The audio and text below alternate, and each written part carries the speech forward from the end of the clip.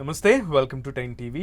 So జనరల్గా new year financial year start అయిపోయింది. So జనరల్గా అందరికీ కూడా మనీ సేవింగ్ మీద కొంత కాన్సన్ట్రేషన్ అయితే ఉంటూ ఉంటుంది. కానీ ఈ మధ్య కాలంలో మనీ సేవింగ్ అనేది ఒక పెద్ద టాస్క్ అయిపోయింది. ఇదివరకు రోజుల్లో అంటే ఏ పోపు డబ్బాలోనో లేదో ఇంకో చోటో దాస్తే అది మనీ సేవింగ్ అనుకునేవాళ్ళు పెద్దలంతా కూడా. కానీ ఇప్పుడు మనీ సేవింగ్ కాన్సెప్ట్ కొంచెం బ్రాడ్ అయింది అండ్ వైడర్ కూడా ప్లాట్ఫామ్స్ ఉన్న నేపథ్యంలో చాలామంది కన్ఫ్యూజ్ అవుతున్నారు. ఈవెన్ ఎడ్యుకేటెడ్ కూడా కన్ఫ్యూజ్ అయ్యి నష్టాల బాట పడుతున్నటువంటి పరిస్థితి ఉన్న క్రమంలో సో అసలు ఫినాన్షియల్గా మనం స్టేబుల్గా ఉండి మంచి సెక్యూర్గా లైఫ్ని ఫ్యూచర్ని ఎలా ప్లాన్ చేసుకోవాలి, సో ఇన్వెస్ట్మెంట్స్ని ఎలా ప్లాన్ చేసుకుంటే మన లైఫ్ సెక్యూర్గా ఉంటుంది, ఒడిదొడుకులు లేకుండా ఉండే ఆస్కారం ఈ రకంగా ఉంటుంది, ఈనాటి విషయాలన్నింటినీ మాట్లాడదాం. ఈరోజు మనతో పాటు మాధవిరెడ్డి గారు ఉన్నారు, ప్రముఖ market analyst, certified market analyst మనతో పాటు ఉన్నారు. సో మాధవిరెడ్డి గారు వెల్కమ్. Thank you. సో ఇంట్రడక్షన్లోనే చాలా క్వశ్చన్స్ రేస్ చేశాను నేను. So yes, financial year begin అయింది. సో చాలామంది ఇప్పుడు అంతా కూడా స్మాల్ ఫ్యామిలీస్ అయిపోయాయి. సో సేవింగ్స్ మీద కూడా ఎక్కువ కాన్సన్ట్రేట్ చేస్తూ ఉన్నారు. సో ఈ ఫినాన్షియల్ ఇయర్ నుంచి అయినా కొంచెం సేవ్ చేద్దాం అనుకునే వాళ్ళకి ఎటువంటి ప్లాన్స్ వర్కౌట్ అయ్యే అవకాశం ఉంది? సో మీరు అన్నట్టుగానే ఇట్స్ పర్సనల్ ఫైనాన్సెస్.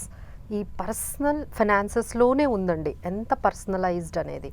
సో ఇక్కడ ఏంటంటే మీరు అన్నట్టుగా అందరూ చాలా వింటున్నారు, చాలా ఇన్ఫర్మేషన్ ఫ్లోట్ అవుతుంది, అవన్నీ చూసేసి అన్నీ విని ఫైనల్గా ఏంటంటే కన్ఫ్యూజ్ అయిపోతున్నారండి. Lot of confusion is happening.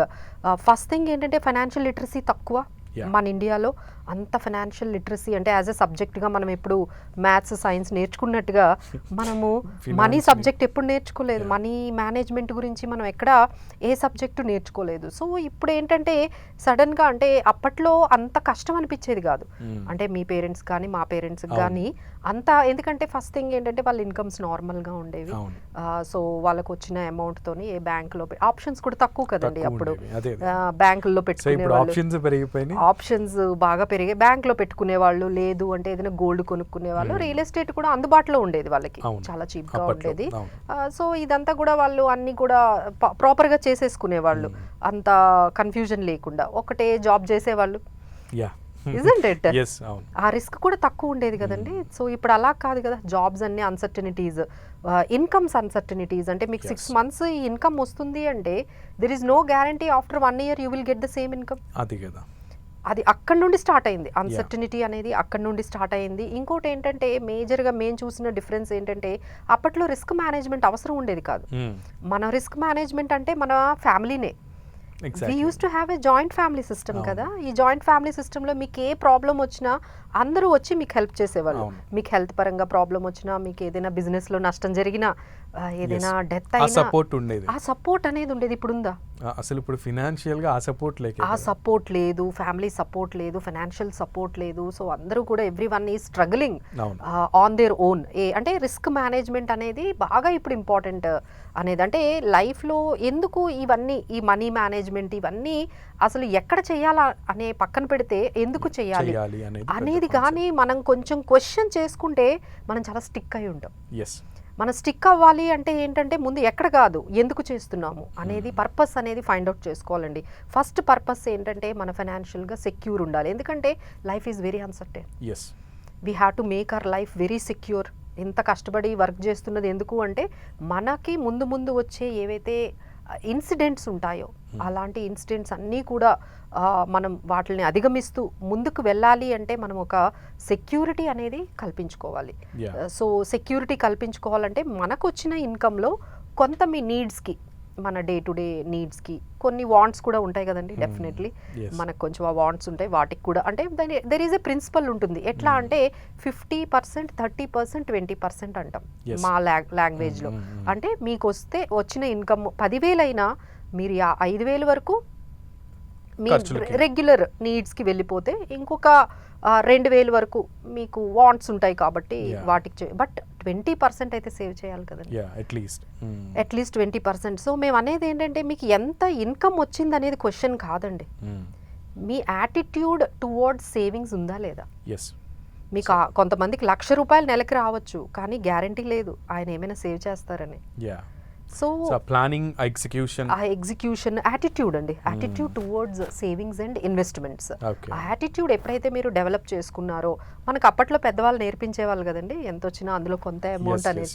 ఇప్పుడు ఎంతమంది వింటున్నారు, ఎంతమంది నేర్పిస్తున్నారు? అండ్ దట్ అమౌంట్ సంపాదించడం కంటే ఖర్చు పెట్టడం అనేది చాలా విగ్రస్ గా జరుగుతున్నటువంటి పరిస్థితి. ఎందుకంటే మన చుట్టూ ఆ ఇన్ఫ్లుయెన్సెస్ ఉన్నాయండి, అప్పుడు ఇంత ఇన్ఫ్లుయెన్స్ లేదు కదా, సోషల్ మీడియా లేదు, ఈవెన్ ట్రెండ్ అయ్యే వాళ్ళు కూడా కాదు అప్పుడు. అవును. సో ఇది మనకి సంబంధం లేని విషయం, why should we have to do this అని. ఇప్పుడు అన్ని కూడా ఎక్స్పెరిమెంట్స్ కదా, వై షుడెంట్ వి అలా కాన్సెప్ట్ ఎక్కువైపోయిందండి. ప్రతి ఒక్కటి ట్రై చేసేస్తున్నాము, ఏది కొత్తది వస్తే అది ముందు ట్రై చేయాల్సిందే, at any cost of risk. అంటే అది మనకి సూట్ అవుతుందా, మనకి సూట్ అవ్వట్లేదా, అది మనకి మంచిది కాదా కాదు, ముందు అయితే ట్రై చేసేద్దాము, we have to try that. అలాంటివి టెండెన్సీస్ పెరగడం ఒకటి. ఇంకోటి మేజర్గా మేము అబ్జర్వ్ చేసింది అంటే లైఫ్ స్టైల్ ఇన్ఫ్లేషన్ అంటామండి.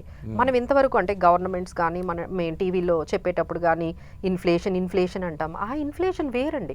ఆ ఇన్ఫ్లేషన్ ఏంటంటే మనకి కాయగూరలు పెరగడము, ఫ్రూట్స్ పెరగడము, లేదు రైస్, ఆయిల్ ఇవి పెరగడం. కానీ అది కాదండి, అసలు మనల్ని ఎక్కువగా బాధ పెడుతుంది ఇప్పుడున్న జనరేషన్ని లైఫ్ స్టైల్ ఇన్ఫ్లేషన్. అంటే మీకు ఇన్కమ్ పెరిగినంత ఫాస్ట్గా మీ లైఫ్ స్టైల్ మార్చేస్తున్నారు. ఇలా మీరు శాలరీ 50,000 రాగానే you know that what you will do. Obviously పెరుగుతున్నాయి. లైఫ్ స్టైల్ అనేది మీరు మార్చేస్తారు. మీకు సడన్ గా ఒక కార్ కావాలనిపిస్తుంది, మీకు ఒక ఐఫోన్ కావాలనిపిస్తుంది, so you wanted to 2 BHK నుంచి 3 BHKకి వెళ్ళాలనిపిస్తుంది. సో మీరు ఇన్కమ్ పెంచుతున్నప్పుడంతా మీ లైఫ్ స్టైల్ని పెంచుతూ ఉన్నారు. So then how can you do that balance? ఆ బ్యాలెన్సింగ్ అనేది రావట్లేదండి ఇప్పుడు వాళ్ళకి.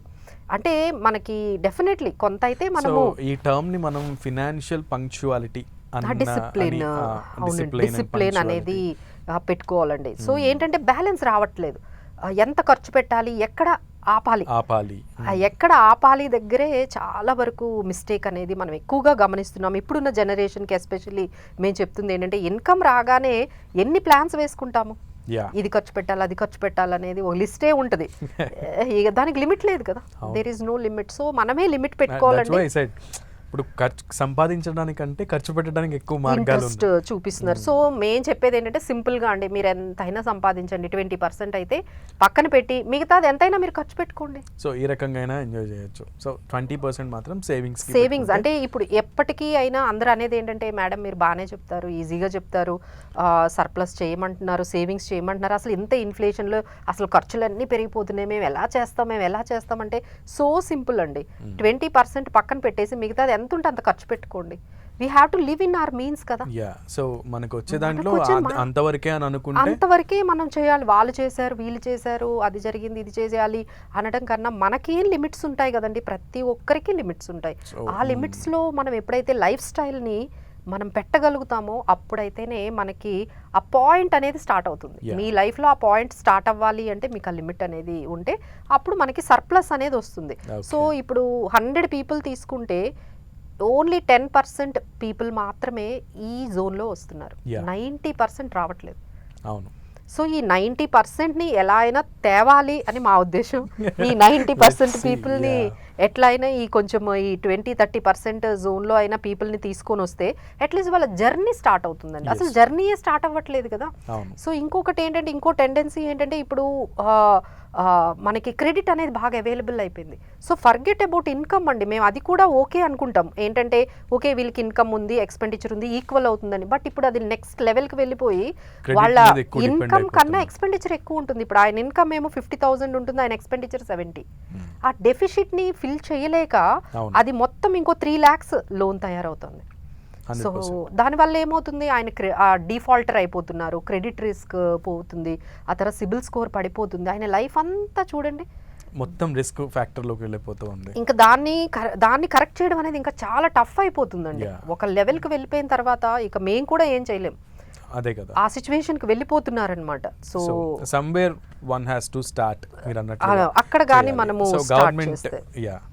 గవర్నమెంట్ ఇప్పుడు కొత్తగా మధ్యతరగతి కుటుంబాలకి అలాగే సాలరీడ్ ఎంప్లాయీస్కి ఓ మంచి ఊతాన్ని ఇచ్చింది. సో మంచి రిలీఫ్ని ఇచ్చింది. It's big relief actually. So ఈ సాలరీడ్ ఎంప్లాయీస్కి కానివ్వండి, లేదు మిడిల్ క్లాస్ ఫ్యామిలీస్కి, లేదు స్మాల్ స్కేల్ ఓనర్స్కి కానివ్వండి, సో ఈ స్లాబ్స్ చేంజెస్లో ఉన్నటువంటి అవగాహన గురించి తెలపండి. అండ్ అలాగే ఈ స్లాబ్స్ చేంజ్ అవడం వల్ల ముఖ్యంగా ట్యాక్స్ అనేది మనకి తగ్గడం వల్ల, ట్యాక్స్ కట్టడం అనేది రిడెంప్షన్ రావడం వల్ల సో ఉన్నటువంటి బెనిఫిట్స్ ఏంటి, అవి ఎలా మనం పొందాలి? సో ఏప్రిల్ 1 నుంచి అంతా మారిపోతుందనే చెప్పొచ్చండి. ఎందుకంటే మనకి ఏదైతే నిర్మలా సీతారామన్ మనకి బెనిఫిట్స్ ఇచ్చారో లాస్ట్ బడ్జెట్లో, అది ఇప్పుడు ఏప్రిల్ 1, 2025 నుంచి మనకి స్టార్ట్ అవబోతుంది.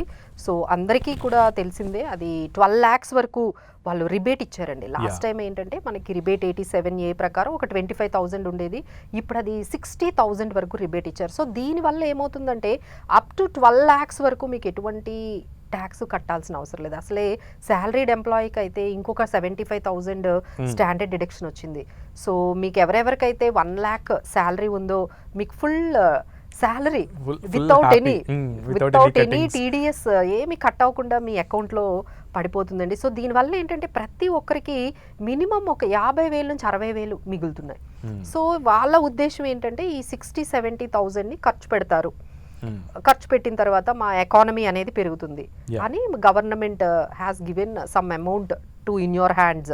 వాళ్ళకు వచ్చిన ట్యాక్స్ కలెక్షన్స్ని కూడా ఫోర్గో చేసి మీకు ఇచ్చారండి. సో మీరు ఎంత పాసిబుల్గా రెస్పాన్సిబుల్గా మీరు స్పెండ్ చేయాలి. బట్ దీనికి ఒక అంటే ట్యాక్సెస్ అనేది ఒక ఎలిమెంట్ అండి సేవింగ్స్కి, ఇన్వెస్ట్మెంట్స్కి. ఇట్ యూస్ టు ఇన్కల్కేట్ మిమ్మల్ని ఒక హెల్త్ పాలసీ తీసుకోండి, ఒక హెల్త్ ఇన్సూరెన్స్ తీసుకోండి, లేకపోతే ఒక ఎస్ఐపి చేయండి, ఒక ఎల్ఎస్ఎస్ చేయండి, ఒక హోమ్ లోన్ తీసుకోండి. ఇప్పుడు అదేం లేదండి. గవర్నమెంట్ ఏం చేసిందంటే దాని నుంచి బయటకు వచ్చేసింది. ఆ రెస్పాన్సిబిలిటీ మీ పెద్దవాళ్ళకే కాదు, ఇప్పుడు గవర్నమెంట్కి కూడా లేదు. పెద్దవాళ్ళకి లేదు, గవర్నమెంట్కి కూడా లేదు, ఎవరికి లేదు. ఇప్పుడు మీ ఇండివిజువల్ రెస్పాన్సిబిలిటీ, సోల్ ప్రొప్రైటర్షిప్ లాగా.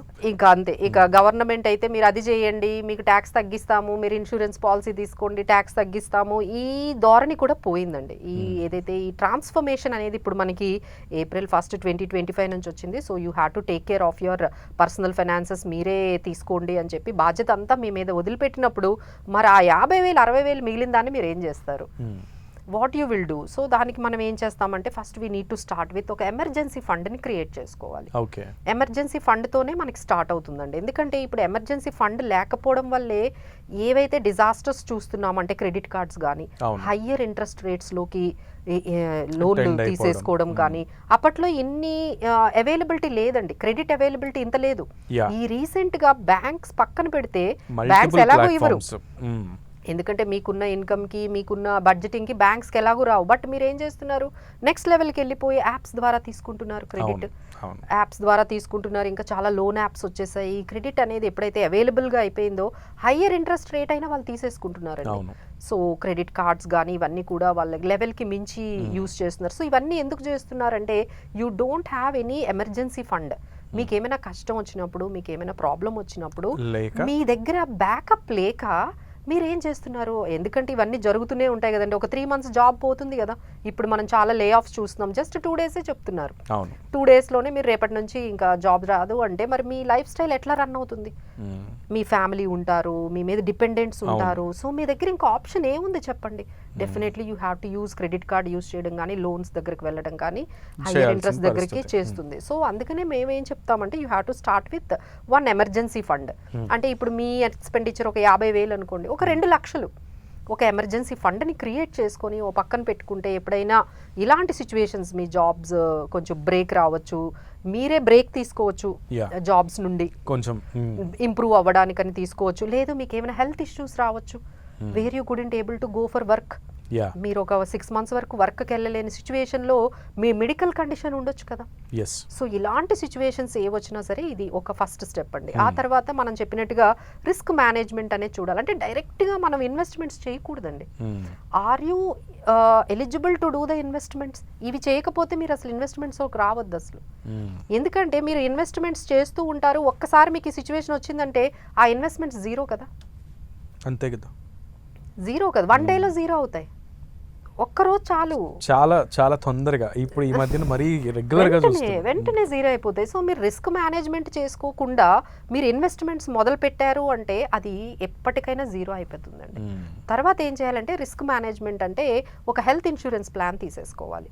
మీరు ఎప్పుడైతే జాబ్ స్టార్ట్ అయ్యారో ఎక్కడ ఇన్వెస్ట్ చేయాలి అని కాదు, ముందు మన రిస్క్స్ని అడ్రస్ చేసామా లేదా, మనం ఒక టర్మ్ ఇన్సూరెన్స్ పాలసీ తీసుకొని మన ఫ్యామిలీకి సెక్యూర్డ్ లైఫ్ ఇచ్చామా లేదా, ఒక హెల్త్ పాలసీ తీసుకున్నామా లేదా, ఇవన్నీ మీరు టిక్ మార్క్స్ గానీ అయిపోయింది అనుకోండి, అప్పుడు ఇన్వెస్ట్మెంట్స్కి ప్లాన్ చేసుకుంటే బాగుంటుంది. లేదంటేనండి ఇప్పుడు మేము సిప్స్ చెప్తాము, మీరు కూడా ఏదో చిట్ వేస్తారు, కానీ ఒకవైపు క్రెడిట్ కార్డు మీద 36% మీరు ఇంట్రెస్ట్ కడుతూ దీని మీద వచ్చిన రిటర్న్ అసలు వర్కౌట్ ఎట్లా అవుతుంది? మీరు అక్కడేమో 36% ఇంట్రెస్ట్ కడుతున్నారు, దీని మీద 8-9% వస్తుంది రిటర్న్స్. అసలు ఏం మ్యాచ్ అవుతుందండి? ఏం ఇన్వెస్ట్మెంట్స్ అవన్నీ ఇన్వెస్ట్మెంట్స్ అంటామా? అసలు దట్ ఈస్ నాట్ కరెక్ట్. చాలా మంది ఇవే మిస్టేక్స్ చేస్తున్నారండి. ఒకవైపు క్రెడిట్ కార్డుల మీద లోన్ తీసుకుంటూ దాని మీద ఇంట్రెస్ట్లు కడుతూ ఉంటారు, ఒకవైపు సిప్ చేస్తారు, దానివల్ల ఏం యూజ్ లేదు, ఉపయోగం ఉండదు. సో అలాంటివి గమనించుకోవాలి. వాళ్ళ ఇన్వెస్ట్మెంట్స్ కి అర్హత ముందు తెచ్చుకోవాలి. మనం ఇన్వెస్ట్మెంట్స్ స్టార్ట్ చేయాలంటే జర్నీ ముందు పర్సనల్ ఫైనాన్సెస్ పర్ఫెక్ట్ చేసుకోవాలి. షూర్. సో అయితే స్టాక్ మార్కెట్స్ పరిస్థితి గురించి వద్దాం మనం. జనరల్గా స్టాక్ మార్కెట్స్ పరిస్థితి ఎట్లా ఉందంటే, సో మొన్నటిదాకా బేర్ సిచ్యువేషన్ ఉంది, తర్వాత ఒక్కసారిగా బుల్ రంకలేసింది అన్నాం, అండ్ మళ్ళీ ఇప్పుడు బేర్ సిచ్యువేషన్ ఉంది. సో క్రాష్ అవుతోంది, స్టాక్ మార్కెట్స్ క్రాష్ అవుతున్నాయి. సో రిస్క్ ఎక్కువగా ఉన్నాయి, టారిఫ్లో అంటున్నారు, సో ఏవేవో అంటూ ఉన్నటువంటి పరిస్థితి. ఈ టైంలో అసలు ఇన్వెస్ట్ చేయాలి అనుకునే వాళ్ళకి ఏం చెప్తారు? ఇన్వెస్ట్ చేయమని చెప్తారా, లేదు రిస్క్ మేనేజ్మెంట్ ఉంది కొంచెం హోల్డ్ అవ్వండి అని చెప్తారా, ఏం చెప్తారు? సో ఫస్ట్ థింగ్ ఏంటంటే, ఈ వర్డింగ్ అనేది కొంచెం రాంగ్గా యూజ్ చేస్తున్నారు చాలామంది. క్రాష్ అంటున్నారు, లేకపోతే ఫాల్ అంటున్నారు, బేర్ మార్కెట్ అంటున్నారు. అసలు ఎంత పర్సంటేజ్ పడితే బేర్ మార్కెట్ అనాలి, ఎంత పడితే క్రాష్ అనాలి, ఎప్పుడు మనం రెసిషన్ అనాలి? సో వీటికన్నిటికీ కూడా ఒక పర్సంటేజ్, ఒక 10% ఫాల్ అయితే అలా అంటాము, 20% ఫాల్ అయితే బేర్ మార్కెట్లోకి వెళ్ళిపోయామంటాము. సో ఇలా 10%, 20%ని అలా మనం చూసుకోవాలండి. బట్ మీరు అందరూ అర్థం చేసుకోవాల్సింది, అందరూ తెలుసుకోవాల్సింది ఏంటంటే, ఇవన్నీ కామన్ అండి. ఈ రోజు వచ్చింది కాదు ఇది. 10% ఫాల్ అనేది, 15% ఫాల్ అనేది, 10% ఫాల్ అనేది ఎవ్రీ 4 yearsకి వస్తుందండి. This is common for stock market. మీరు స్టాక్ మార్కెట్లోకి వచ్చారంటేనే మీరు ప్రిపేర్ అయ్యి రండి. ఇక్కడ ఫాల్ అనేది జరుగుతుంది. This is not like gold అండి. ఇప్పుడు గోల్డ్ ఏంటి, ఎప్పుడు పైకి వెళ్ళడమే కానీ మీకు అంత క్రాష్ కనిపించదు, అంత వెనక్కి రాదు, తగ్గినా కొంచెం పర్సంటేజ్, 1%, 2%. బట్ ఇక్కడ అలా కాదు కదండి. Stock markets have different kind of tendency, ఇంత వాల్టిలిటీ అనేది ఉంటుంది. సో ఇవన్నీ కూడా కామన్ అని మీరు అండర్స్టాండ్ చేసుకొని అడ్జస్ట్ చేసుకోండి. ఇప్పుడు దీంట్లో మనం ఎలా చేస్తే, ఎలాంటి స్ట్రాటజీస్ చేస్తే మనము వెల్త్ క్రియేషన్ అనేది జరుగుతుంది అనే దాని మీద మనం కాన్సన్ట్రేట్ చేసుకోవాలి. అందుకని పర్సనల్ ఫైనాన్సెస్లోనే పర్సనలైజ్డ్ అంటే 80% పర్సనలైజ్డ్ అండి. 20% మాత్రమే ఈ ఆల్గోరిథం, ఏదైతే fundamental analysis, technical analysis, Sharpe ratio, beta, ఏవైతే CAGR, ఇవన్నీ ఏదైతే టెర్మినాలజీ ఉందో, this is matter for only 20%. But rest of the 80% is you, that is personalized. మనకి ఏది బెటర్ అవుతుంది, మనకి మన సిచ్యువేషన్కి, మీ రిస్క్ టేకింగ్ ఎబిలిటీకి, మీ ఆబ్జెక్టివ్కి, మీ టైం హారిజన్కి, మీ దగ్గర ఉన్న ఇన్కమ్ అండ్ ఎక్స్పెండిచర్కి, ఇన్కమ్ ఫ్లోకి ఏది సెట్ అవుతుంది అనేది ఒక పర్సనలైజ్డ్ అప్రోచ్ అనేది పెట్టుకోవాలి.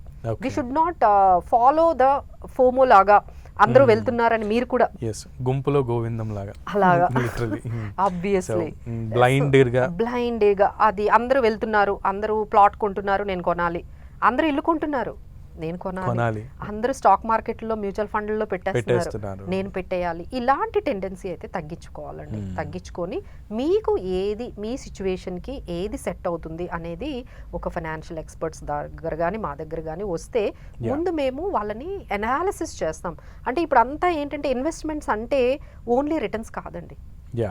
రిటర్న్స్ చుట్టూ తిరగకూడదు. It is only one of the element of investment. అంతేగాని అదే మెయిన్ కాదు. ఇందులో లిక్విడిటీ ఉంటుంది, ఇందులో రిస్క్ ఉంటుంది, రిటర్న్స్ ఉంటాయి, సేఫ్టీ ఉంటుంది, డైవర్సిఫికేషన్ ఉంటుంది, చాలా మనకి ట్యాక్సెస్ ఉంటాయి. ఇలాంటివి అన్నీ అర్థం చేసుకొని అప్పుడు మనం ఇన్వెస్ట్మెంట్స్కి ఒక ప్రోడక్ట్ని సెలెక్ట్ చేసుకోవాలి. There are many questions. ఇప్పుడు మీరు ఎంత ఇన్వెస్ట్ చేయగలరు? లంసమ్గా చేస్తారా, ఎవ్రీ మంత్ చేస్తారా? కొంతమందికి ఎవ్రీ మంత్ కుదరదు కదండి, ఎందుకంటే వాళ్ళ దగ్గర ఫిక్స్డ్ ఇన్కమ్ ఉండదు. ఒక్కొక్క మంత్ ఒక్కొక్క రకంగా ఇన్కమ్ ఉండేటప్పుడు నేను 20,000 ఎవ్రీ మంత్ చేయంటే మీరు చేయలేరు. ఎందుకంటే మీకు 6 months వరకు ఇన్కమ్ ఉంటుంది, 6 months వరకు ఉండకపోవచ్చు. సో అలా మేము ఎప్పుడు సిప్ చేయండి అంటే ఎట్లా అవుతుందండి? అవ్వదు. ఇట్స్ నాట్ అందరికీ ఒకటే ఫిట్ అయ్యే సైజ్ ఏమి ఉండదు. యా, కస్టమైజ్డ్ ఉంటుంది. అలానే నెక్స్ట్ క్వశ్చన్ మేము ఏం అడుగుతామంటే లిక్విడిటీ అంటే మీకు ఎప్పుడైతే అవసరం ఉంటుందో అప్పుడు తీసుకునే ఆప్షన్ ఉంటుందా ఉండదా? కొంతమందికి కావాలి ఆ లిక్విడిటీ, కొంతమందికి అవసరం లేదు, కానీ కొంతమందికి చాలా మందికి మనకు అవసరమైనప్పుడు ఆ అమౌంట్ తీసుకోవాలి. ఇప్పుడు మీరు ఒక ప్లాట్లో పెట్టారనుకోండి, ఎప్పుడంటే అప్పుడు తీసుకోవచ్చా? తీసుకోలేం. ఎంతంటే అంత తీసుకోవచ్చా? తీసుకోలేం. So that is not meant for you then. అది మీకు కాదది.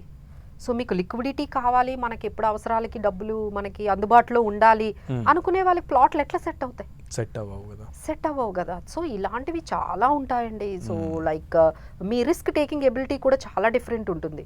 కొంతమందికి ఏంటంటే రిస్క్ ఎక్కువైనా సరే దే ఆర్ అంటే మనము రిస్క్ టేకింగ్ ఎబిలిటీ అనగానే మనకి ఆ అవైలబిలిటీ ఉండాలి. అంటే మీ దగ్గర 2 ఇన్కమ్స్ ఉన్నాయనుకోండి, వైఫ్ అండ్ హస్బెండ్ ఇద్దరు జాబ్ చేస్తున్నారు అనుకోండి, రిస్క్ తీసుకోవచ్చు కదా. ఎందుకంటే మీరు ఏదైనా అక్కడ స్టక్ అయినా తన శాలరీ ఉంటుంది, తన మీ లైఫ్ స్టైల్ అనేది వెళ్తూ ఉంటుంది. అసలు ప్రాపర్గా మొత్తం అంతా మీ ఇన్కమ్ మీద డిపెండ్ అయితే మీరు ఎంత రిస్క్ తీసుకోగలరు? తీసుకోకూడదు కూడా. సో అలా మనకి చాలా అండి రిస్క్ తీసుకోవడానికి కూడా మనకి ఎంత అవసరం ఉంటుందో, ఎంత క్యాలిక్యులేటివ్గా మనకి ఎంత సూటబుల్ అవుతుందో అంత రిస్క్ వరకే మనం వెళ్తే బాగుంటుంది.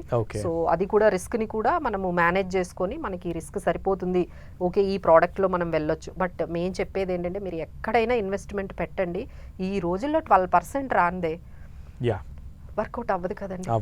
నేను మరీ కన్జర్వేటివ్గా ఉండి నేను బ్యాంక్ ఎఫ్డీలో పెట్టుకుంటాను అంటే వర్కౌట్ అవుతుందా? అవ్వదు.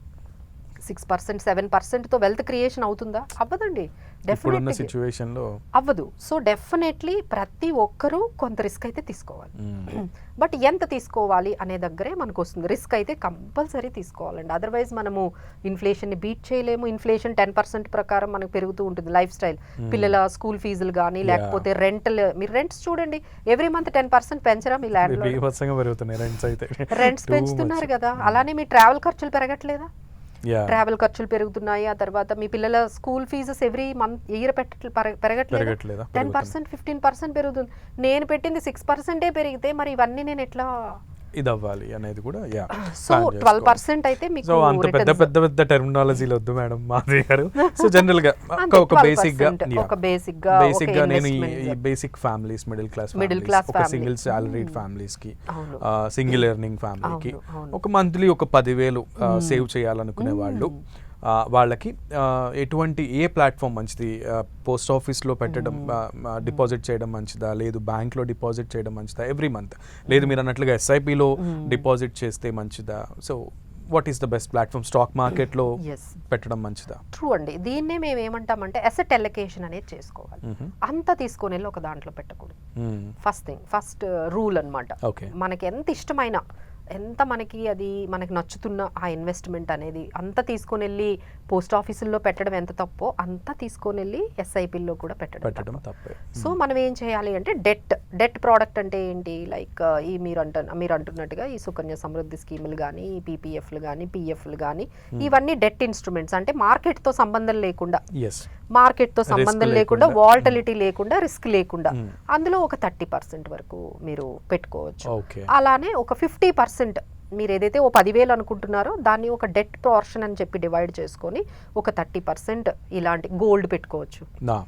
గోల్డ్ ఈటీఎఫ్స్ ఉన్నాయి, గోల్డ్ ఈటీఎఫ్స్లో పెట్టుకోండి, సిల్వర్ ఈటీఎఫ్స్లో పెట్టుకోండి, డెట్లో పెట్టుకోండి. ఇవన్నీ ఏంటంటే ఎప్పుడైతే రిస్క్స్ వస్తాయో అవి మీ పోర్ట్ఫోలియోని హెడ్జ్ చేస్తాయి సింపుల్గా అనమాట. ఈ మిగతాది 50% వరకు మీరు 50-60% వరకు రిస్క్ తీసుకొని మీ ఏజ్ బట్టి, మీరు ఇప్పుడే స్టార్ట్ చేశారు అనుకుంటే ఏజ్ బట్టి కూడా డిఫరెన్స్ ఉంటుంది కదండి. Like you are into 30s అనుకోండి, 60-70% వరకు ఈక్విటీకి వెళ్ళిపోయి 20% వరకు మీరు ఇలాంటి సిచ్యువేషన్, ఇప్పుడు మనకున్న సిచ్యువేషన్ని హ్యాండిల్ చేయడానికి, హెడ్జ్ చేయడానికి 20% పెట్టేసి 80-70% వరకు మీరు ఎస్ఐపీస్ కానీ ఈ స్టాక్స్లో కానీ పెట్టాల్సి ఉంటుంది డెఫినెట్లీ. ఎందుకంటే మీరు వెల్త్ క్రియేట్ చేయాలంటే రిస్క్ తీసుకోవాలి కాబట్టి ఇంత పర్సంటేజ్ అనేది వెళ్ళిపోవాలి. సో నెక్స్ట్ ఇంకొంచెం మీరు ఎల్డర్లీ పీపుల్ అనుకోండి, వాళ్ళది మళ్ళీ కాంబినేషన్ మారిపోతుంది. ఇంకొంచెం పర్సంటేజ్ డెట్లో పెట్టుకొని ఇంకా 30% 40% వరకు ఈక్విటీ ఎక్స్పోజర్ పెట్టుకోవాలంటే మీ లైఫ్ స్టేజ్ బట్టి మారుతుందండి ఈ పర్సంటేజ్. సో ఇక్కడ చాలా మంది చూస్తూ ఉంటారు కాబట్టి ఈ ప్రోగ్రాము ఒక్కొక్కరు ఏజ్ బట్టి మీ లైఫ్ స్టేజ్ బట్టి, అంటే దేర్ ఆర్ 3 లైఫ్ స్టేజెస్ ఉంటాయి. అక్యుములేషన్ స్టేజ్ అంటాం మేము. అంటే మీ 30 years నుంచి 45 years వరకు ఎవరైనా మ్యాక్సిమం సంపాదిస్తారు. అవును, మ్యాక్సిమం సంపాదిస్తారు, మ్యాక్సిమం రిస్క్ తీసుకుంటారు, అదంతా. బట్ ఎప్పుడైతే 45 వచ్చేసిందో మీ గోల్స్ అన్ని దగ్గరకు వచ్చేస్తాయి. మీ పిల్లలు పెద్దవాళ్ళు అవ్వడం కానీ, వాళ్ళకి స్పెండ్ చేయటం కానీ, మేము దాన్ని స్పెండింగ్ పీరియడ్గా చూస్తాం. ఇంకా అక్కడ నుంచి ఇన్కమ్ కన్నా స్పెండింగ్ ఎక్కువ ఉండాలి. అవును. ఆ తర్వాత ఇక ఇప్పుడు దాకా సేవ్ చేసినవన్నీ కూడా స్పెండింగ్ ఆ గోల్స్ కి రీచ్ అయిపోతున్నాం కదా. ఇక ఆ తర్వాత మనకి ఇక ఫైనల్ గా రిటైర్మెంట్ స్టేజ్ అనేది వచ్చేస్తుంది. ఎందుకంటే ఆ స్టేజ్ ఏంటంటే నో ఇన్కమ్, ఇక ఇన్కమ్ ఉండదు, ఓన్లీ స్పెండింగ్ ఉంటుంది. అవును. సో దిస్ ఈజ్ ఈ 3 స్టేజెస్ని మనం గమనించుకుంటూ మనం ఏం స్టేజ్లో ఉన్నాము, నేను చెప్పినట్టు అక్యుములేషన్ స్టేజ్లో ఉన్నారా, లేదు అంటే స్పెండింగ్ స్టేజ్లో ఉన్నారా, లేదు రిటైర్మెంట్ స్టేజ్లోకి వెళ్ళిపోయారా, ఈ 3 స్టేజెస్ని మనం డివైడ్ చేసుకొని ఒక్కొక్క స్టేజ్లో ఒక్కొక్క స్ట్రాటజీ అప్లై చేసుకుంటూ ఇలా పోర్ట్ఫోలియోని మేనేజ్ చేసుకుంటూ, డెఫినెట్లీ అండి మేము చెప్పినంత ఈజీ అయితే డెఫినెట్లీ కాదు. బట్ ఏంటంటే ఒక అడ్వైజర్ ద్వారా వెళ్తే మంచిదండి. అంటే ఇప్పుడు అంతా కూడా రోబో అడ్వైజరీ అని, గూగుల్ సెర్చ్ అని, వీడియోస్ అని అవన్నీ వచ్చేసాయి. అవన్నీ ఏంటంటే టు సమ్ ఎక్స్టెంటే మీకు హెల్ప్ చేస్తాయండి. So personal finances is all about behaviour finance. మిమ్మల్ని మీరు డిసిప్లిన్డ్గా కంట్రోల్గా పెట్టుకోవడం అనేది చాలా కష్టం కదండి. You have so many changes around you. మీ చుట్టూ ఇన్ని మార్పులు జరుగుతున్నప్పుడు మిమ్మల్ని ఎంతవరకు డిసిప్లిన్డ్గా మిమ్మల్ని మీరు మెయింటైన్ చేయగలరు అనేది కూడా ఇక్కడ క్వశ్చన్. ఇది డిసిప్లిన్కి సంబంధించిందండి. ఫైనల్గా ఏంటంటే this is all about investments అన్నీ కూడా it's a behavioural and disciplined approach and ఒక స్ట్రాటజీ, ఒక ప్రాసెస్. మిమ్మల్ని ఈ క్వశ్చన్ అడుగుదాం అనుకున్నాను దీని గురించి అయిపోయిన తర్వాత. జనరల్గా స్కూల్లో మనం గుడ్ మేనర్స్ గురించి మా టీచర్స్ మాకు చెప్తారు, అట్లానే what are the best practices for a good investor. ఈ క్వశ్చన్ అడుగుదాం అనుకున్నాం మిమ్మల్ని, బట్ మీరు దానికి ఆన్సర్ ఆల్రెడీ ఇచ్చేసారు. డిసిప్లిన్గా ఉండాలి. ఆ ప్రాసెస్ అనేది మీరు మెయింటైన్ చేయాలండి. ఇప్పుడు మీరు అన్సర్టనిటీ స్టేజ్లో మీరు ఉన్నారు అంటే that means you have to be more disciplined. అంతే. అప్పుడు ఏమవుతుందంటే డెఫినెట్లీ మన మైండ్ పనిచేయదు. మనకి ఎప్పుడైతే క్రైసిస్ వచ్చాయో నిజంగా అప్పుడు మన బ్రెయిన్ అసలు పనిచేయదు, బ్లాక్ అయిపోయి ఉంటుంది. రాంగ్ డెసిషన్స్ అన్నమాట. ఎప్పుడైతే మీరు ఇలాంటి సిచ్యువేషన్స్లో ఉన్నారో డెఫినెట్లీ ఒకరినైతే అప్రోచ్ అవ్వాలండి. ఎప్పుడైతే మీకు అది ఒక రెడ్ సిగ్నల్ లాగా సంథింగ్ ఈజ్ గోయింగ్ రాంగ్ అనేటప్పుడు మీ ఓన్ డెసిషన్స్ ఏవి తీసుకోకండి. జస్ట్ ఒక ఎక్స్పర్ట్ దగ్గర ఒక కన్సల్టేషన్ తీసుకోండి, కూర్చోండి, వాళ్ళతో మీ ప్రాబ్లం అంతా చెప్పండి. అప్పుడు వాళ్ళు థర్డ్ యాంగిల్లో నుంచి మీ ప్రాబ్లమ్ని చూసి కొంచెం మిమ్మల్ని స్టెబిలైజ్ చేసే అవకాశం అయితే ఉంటుందండి. సో చాలామంది అలాంటి ఇష్యూస్లో కూడా వస్తారు. So first we need to understand them. ఏది చేస్తే ఒక్క రాంగ్ డెసిషన్ అండి మీ లైఫ్ని ఒక 10 years బ్యాక్ తీసుకెళ్ళిపోతుంది. మీరు అది కవర్ చేసుకోవడానికి ఆ మిస్టేక్ 10 years పడుతుంది. ఒక్క ఫైనాన్షియల్ మిస్టేక్, ఒక్క ఫైనాన్షియల్ రాంగ్ డెసిషన్ మిమ్మల్ని వెనక్కి తీసుకెళ్ళిపోతుంది. అంటే మీరు కష్టపడి ఒక 10 lakhs సంపాదించారు, ఒక్క రాంగ్ డెసిషన్ వల్ల 10 lakhs పోతాయి కదండి. మళ్ళీ ఆ 10 lakhs సంపాదించడానికి ఎంత టైం పడుతుంది? సో చాలా చాలా పెద్ద విషయం ఇది. అంటే మీరు చెప్పడానికి చాలా చాలా తేలిగ్గా చెప్తున్నాం కానీ మనం, బట్ ఇంప్లిమెంటేషన్, ఎగ్జిక్యూషన్, ఈ ప్రాసెస్ అండి. దిస్ ఈజ్ ఆల్ అబౌట్ అంటే మేము ఎప్పుడు దీన్ని కెరియర్తో చూస్తూ ఉంటామండి. ఇప్పుడు మీ కెరియర్ ఉందనుకోండి, మనం 10th చదవాలి, ఇంటర్ తర్వాత ఏది స్ట్రీమ్ సెలెక్ట్ చేసుకున్నాము, ఆ తర్వాత ఏ ప్రొఫైల్లోకి వెళ్తున్నాము, ఏ జాబ్ ప్రొఫైల్లోకి వెళ్తున్నాము, ఇవన్నీ మీరు కరెక్ట్గా చేస్తే కదండి మీరు ఈ స్టేజ్లో ఇక్కడ వరకు వస్తాము. సో ఇక్కడలో ఎక్కడ మిస్టేక్ చేసినా ఆగిపోతాం, అక్కడితో ఆగిపోవాలి. అలానే ఫైనాన్షియల్ డెసిషన్స్ కానీ, ఫైనాన్షియల్ ప్లానింగ్ కానీ ఇట్ ఈజ్ ఏ ప్రాసెస్ అండి. ఇదేం వన్ టైమ్ డెసిషన్లు కాదు, వన్ టైమ్ వర్క్ కాదు. ఇది ఒక్కసారి చేసామంటే అయిపోతుందని. ఇది ఎప్పుడు మన లైఫ్లో ఒక ప్రాసెస్ లాగా సాగుతూనే ఉంటేనే మనం మీరు కావాల్సిన ఆ స్టేజ్లో ఫైనాన్షియల్గా సెక్యూర్డ్ అనే స్టేజ్లో మనం ఉండాలి. అంటే it is a process. It should go on. Every junction is a Y junction. So where there will be yes and no. సో ఖచ్చితంగా ప్రతి వై జంక్షన్ లో కూడా మనం ఎస్ వైపే వెళ్లాల్సిన పరిస్థితి ఉంటుంది. ఆగి ఆలోచించి ఇది కరెక్టా కాదా అని చెప్పి మనం చూసుకోవాలి. ఎందుకంటే కొన్ని డెసిషన్స్ కరెక్ట్ చేసుకోలేమండి. ఒకసారి రాంగ్ డెసిషన్స్ అయిన తర్వాత we cannot correct the decisions. మేమైనా ఏం చేయలేము అప్పుడు. సో మ్యూచువల్ ఫండ్స్ మార్కెట్ రిస్క్లకు లోనై ఉంటాయి అనేది చాలా మంది వినే ఉంటారు. సో నేను అంత పూర్తిగా చెప్పాల్సిన అవసరం లేదు. సో మ్యూచువల్ ఫండ్స్ లో పెట్టుబడి పెట్టాలనుకుంటానికి మ్యూచువల్ ఫండ్స్ ఫ్యూచర్ ఎలా ఉండే అవకాశం ఉంది? It is very high future అండి. ఇప్పటికీ మీరు గమనిస్తే మన ఇండియాలో టోటల్ ఇన్వెస్ట్మెంట్స్ అంటే టోటల్ సేవింగ్స్ ఉన్నాయనుకోండి, 50% ఇండియన్స్ ఇప్పటికీ రియల్ ఎస్టేట్లో పెడుతున్నారు. ఓకే. 50%, 60% వరకు అంత మన సేవింగ్స్ అన్నీ కూడా రియల్ ఎస్టేట్లోకి వెళ్ళిపోతున్నాయి. ఇంకా మిగతా 10% చూసుకుంటే బ్యాంక్ ఎఫ్డీలు, మిగతా 6% ఇన్సూరెన్స్ పాలసీలు, మిగతా ఒక 9%, 10% ఒక గోల్డ్. ఇంతకీ ఫైనల్గా ఇక్కడ వరకు వస్తే స్టాక్స్ అండ్ మ్యూచువల్ ఫండ్స్లో ఇన్వెస్ట్ చేసేది, సేవింగ్ చేసేది 10%. ఇంకా అంతా మనము ఇంకా వెళ్ళలేదండి. ఇప్పటికీ కూడా చాలా మంది రాలేదు. అంటే వస్తే ఎలా ఉంటుందో ఆలోచించండి. ఒక 5% పీపులే ఇక్కడికి వస్తే మ్యూచువల్ ఫండ్స్లో AUM 64 lakh crore ఉందండి. అసలు మార్కెట్ కానీ ఇంకొంచెం బెటర్గా ఉంటే we have aimed at 100 lakh crore దాటిపోయేదండి మ్యూచువల్ ఫండ్ AUM. అంత పొటెన్షియల్ ఉంది. మీరు బయట కంట్రీస్లో చూస్తే కంపేర్ చేస్తే 50% వాళ్ళు మ్యూచువల్ ఫండ్స్ స్టాక్స్లో పెడతారు. మన కంట్రీలో 5%. అదే అంటే ఎంత గ్యాప్ ఉంది చూడండి. 45% ఉంది. అంత అక్కర్లేదు. ఒక 10% సేవింగ్స్ అయినా, ఒక 20% సేవింగ్స్ అయినా వస్తే ఎక్కడికి వెళ్తుందో ఒకసారి ఆలోచించండి. So it is a huge potential అయితే ఉందండి. బట్ ఏంటంటే ఈ ల్యాక్ ఆఫ్ అటువైపు నడవాలి, ల్యాక్ ఆఫ్ నాలెడ్జ్ కానీ, ఫైనాన్షియల్ లిటరసీ, అవేర్నెస్ అంటే వెళ్తున్నారండి, వెళ్ళట్లేదని కాదు. మ్యూచువల్ ఫండ్స్ వైపు అందరూ వెళ్తున్నారు. ఇట్ ఈస్ లైక్ ఏంటంటే ఎవ్రీ హౌస్, ఎవ్రీ ఇంట్లో, ప్రతి హౌస్ లో కూడా ఒక SIP రన్ అవుతుందండి. బట్ ఏంటంటే దానికి స్టిక్ అవ్వట్లేదు. వెళ్తున్నారు వస్తున్నారు, వెళ్తున్నారు వస్తున్నారు. అంటే ఇప్పుడు లైఫ్ అంతా ఎట్లా ఉందంటే అందరికీ కూడా ఒక దగ్గర స్టార్ట్ చేస్తున్నారు, మళ్ళీ ముందుకు వెళ్తున్నారు, మళ్ళీ వెనక్కి వెళ్తున్నారు, మళ్ళీ మీరు ఏదో చెప్తారు, ఏదో వింటారు, మళ్ళీ ఇంకోటి స్టార్ట్ చేస్తారు, అది కూడా మీకు నచ్చదు, మళ్ళీ దాని నుంచి మళ్ళీ బ్యాక్ వస్తారు. ఇలా మీరు ఈ ఫైనాన్షియల్ జర్నీలో, పర్సనల్ ఫైనాన్షియల్ జర్నీలో learning, experience, mistakes, learning, experience, mistakes, ఇక ఎప్పుడు మీరు అచీవ్ చేస్తారు? You are doing lot of experiments. అది విని ఇది విని ఇలా ఎక్స్పెరిమెంట్స్ చేస్తూ మిస్టేక్స్ చేస్తే మీకున్న ఈ వాల్యుబుల్ టైమ్ ఆఫ్ 15 years, ఇప్పుడు 30 నుంచి స్టార్ట్ చేస్తే మ్యాక్సిమం 45 వరకే కదండి బాగా సంపాదించేది. సో 45, ఈ 20 years టైంలో 10 years ఎలానే పోతుంది. సో అందుకనే మేము ఏం చెప్తామంటే వాల్యుబుల్ టైంని మిస్ చేసుకోకుండా మ్యూచువల్ ఫండ్స్లో ఎవరైతే లాంగ్ టర్మ్గా వచ్చి ఇందులో వెయిట్ చేసి ఒక పేషెన్స్తో ఉంటారో definitely they can see the compounding అండి. It is not about madam 2000, 3000తో ఏమవుతుంది. డెఫినెట్లీ అండి you can make wonders. Even you can make 3000, 5000 ఈ అమౌంట్ SIPలో పెట్టినా మీరు అలా 20 years కంటిన్యూ చేస్తే యూ కెన్ బికమ్ కరోర్పతి. మీరు క్రోర్ అనేది సంపాదించడం పెద్ద కష్టం కాదు.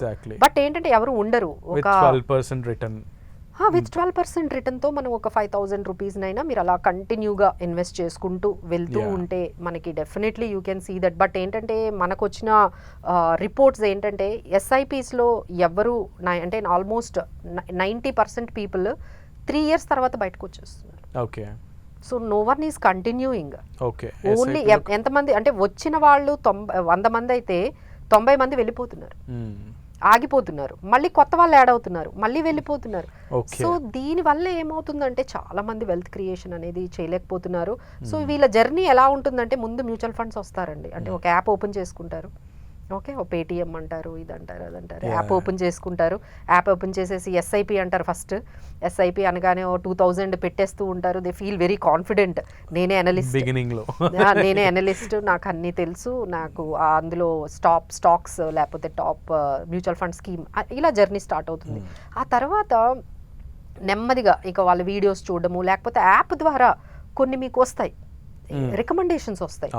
వీళ్ళు నెమ్మదిగా ఏం చేస్తారు, స్టాక్స్ లోకి వెళ్తారు, మ్యూచువల్ ఫండ్స్ ఇంకా పక్కన పెట్టేసి అబ్బాయి SIPs చాలా టైం పట్టేస్తుంది, ఏం పెద్ద పెరగట్లేదు వీళ్ళు చెప్తున్నారు కానీ ఆ పేషెన్స్ ఉండగా వీళ్ళు ఏం చేస్తారు, స్టాక్స్ లోకి ఎంటర్ అవుతారు. ఈ స్టాక్స్ లోకి ఎంటర్ అయిన తర్వాత ఇక అందులో పెట్టడం స్టార్ట్ చేస్తారు. ముందు large cap stocks, Infosys, TCS, ఇక మొత్తం ఉన్న HDFC, ICICI, మీకు ఏది కనపడితే డీమార్ట్, కనపడిన పెద్ద కంపెనీలన్నీ కొండ మొదలు పెడతారు. ఈ వరకు కూడా బానే ఉందండి, ఇంతవరకు కూడా జర్నీ బానే ఉంది. బట్ అక్కడతో ఆగుతారా వీళ్ళు, ఇక్కడ నుంచి ట్రేడింగ్ లోకి ఎంటర్ అవుతారు. అక్కడ ఇంకంతే అసలు గేమ్ స్టార్ట్ అవుతుంది. సో ఇలా వాళ్ళ జర్నీని ఆ ట్రేడింగ్ తోని ఇక మళ్ళీ మొత్తం అంతా కూడా బ్యాక్. సో ఏదేమైనప్పటికీ మ్యూచువల్ ఫండ్స్ లో ఇన్వెస్ట్ చేయాలన్నా లేదు ట్రేడింగ్ వైపు వెళ్ళాలన్నా మీకు అటువంటి ఆలోచన ఉన్నా కూడా దేనికైనా కూడా ఫస్ట్ ఒక అడ్వైజర్ అనేది చాలా ఇంపార్టెంట్. సో అలాగే డిసిప్లిన్ అనేది కూడా మనకి చాలా ఇంపార్టెంట్ అనమాట. మన చుట్టూ ఎన్ని సర్కమ్స్టాన్సెస్ మనల్ని పుష్ చేస్తున్నప్పటికీ కూడా ఆ టైంలో కూడా మనం ఎంత డిసిప్లైన్డ్గా మనం ఫినాన్షియల్ పొజిషన్ని మనం ప్లాన్ చేసుకున్నాం అనేది కూడా చాలా ఇంపార్టెంట్గా డిపెండ్ అయి ఉంటుంది మన కెరియర్ని బిల్డప్ చేసుకోవడానికి ఫినాన్షియల్గా. సో ఈ విషయంలో చాలామంది ఈ ఇయర్ నుంచి మంచి స్లాబ్స్ వచ్చాయి. సో మంచి వెసులుబాటు అనేది మిడిల్ క్లాస్ వాళ్ళకి వచ్చింది కాబట్టి దానిని సక్రమంగా ఉపయోగించుకుంటే మంచి బెనిఫిట్స్ వైపు వెళ్ళాల్సినటువంటి అవసరం అండ్ అలాగే మీకు ఆ వెసులుబాటు కూడా ఉంది. So all the best. And ఇలానే ప్లాన్ చేసుకుంటే మాధవి రెడ్డి గారు చెప్పినట్లుగా సో మంచిగా ప్లాన్ చేసుకుంటే మంచి ఫ్యూచర్ని మీరు చూడాల్సినటువంటి అవసరం ఉంది కాబట్టి సో ఆ విధంగా ప్లాన్ చేసుకోండి. రిస్క్ టేకింగ్ అనేది అయితే మస్ట్. కాకపోతే అది ఎలా తీసుకుంటున్నావు, ఎటువంటి సందర్భంలో తీసుకుంటున్నావు, ఎంత కాన్ఫిడెంట్గా ప్రామినెంట్గా తీసుకుంటున్నావు అనేది కూడా చాలా ఇంపార్టెంట్. మాధవిరెడ్డి గారు, thank you so much for your valuable information regarding this market analysis and thank you. So ఇది ఇవాల్టి మార్కెట్లో పెట్టుబడి పెట్టాలి లేదా ప్రస్తుతానికి ప్రతి నెల సేవ్ ఇంత అమౌంట్ చేయాలి అనుకునే వాళ్ళకి ఈ సలహాలు సూచనలు ఉపయోగపడతాయని మనస్ఫూర్తిగా కోరుకుంటున్నాను. మళ్ళీ కలుద్దాం.